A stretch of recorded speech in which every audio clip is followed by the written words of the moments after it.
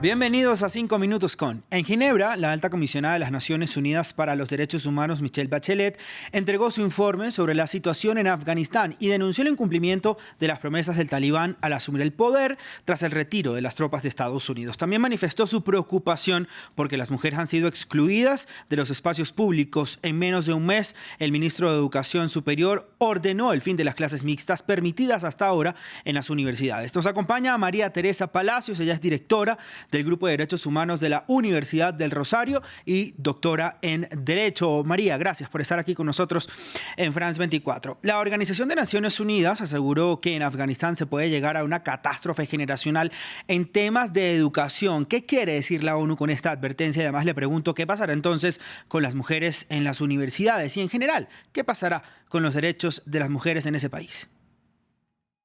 Buen día, Raúl. Muchas gracias por la invitación.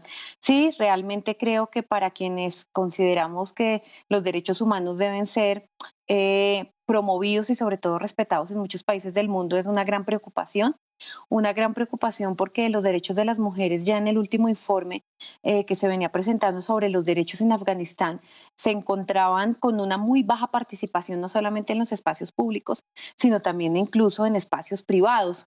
De otro lado, pues la exclusión de estos espacios en educación preocupan gravemente porque claramente conducen a la mujer a una revictimización, a que se agudice aún más su situación de vulnerabilidad, pero que se recrudezca asimismo también los actos de discriminación en contra de ellas. Y es que la ONU busca en Ginebra un mayor consenso global para responder a la crisis afgana en la sesión 48 del Consejo de Derechos Humanos que se desarrolla. ¿Con qué medidas concretas podrían responder los países?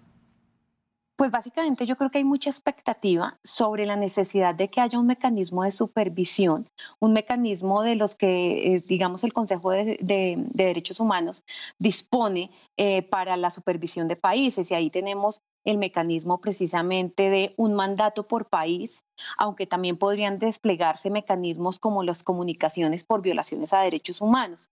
Entonces pienso yo que el mundo mira con expectativa la posibilidad de que pueda haber un seguimiento puntual al caso de la violación de derechos humanos en Afganistán y pensaría que el más apropiado podría ser un mandato por país para que haya además visita en terreno al país, en el lugar de los hechos y poder constatar y documentar un poco el marco de las violaciones a derechos humanos y además el incremento de la vulnerabilidad de los derechos, no solamente de las mujeres, sino también de los niños, de las niñas, porque sabemos que la situación de derechos humanos en Afganistán es multidimensional y multinivel.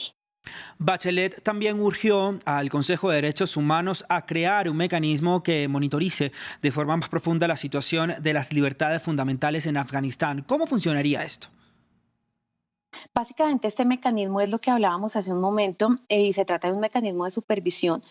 Es un mandato por país, es un mandato que hace parte de los procedimientos especiales, donde un grupo de expertos, digamos, es designado para hacer una observación puntual a las violaciones de derechos humanos pues en el territorio y tienen adicionalmente pues, la facultad de poder ir al terreno a hacer esas supervisiones. ¿Cuál es la dificultad de estos mecanismos? Que la mayor parte de estos mecanismos pues tienen o requieren más bien de la voluntariedad del Estado de poderles permitir ingresar en territorio, porque de todas maneras todos estos mecanismos de las Naciones Unidas cuentan con la soberanía del Estado y respetan la soberanía del Estado para poder funcionar. Entonces, digamos que ahí encontramos una limitación desde el punto de vista de que si el gobierno talibán claramente no se compromete con el cumplimiento de los derechos, como lo dijo pues en su etapa electoral, pues esto sí podría haber agudizado los riesgos en materia de no solamente acceso a los derechos de las mujeres y de muchas personas que los padecen, sino también de que el mecanismo de supervisión pueda ser realmente eficaz.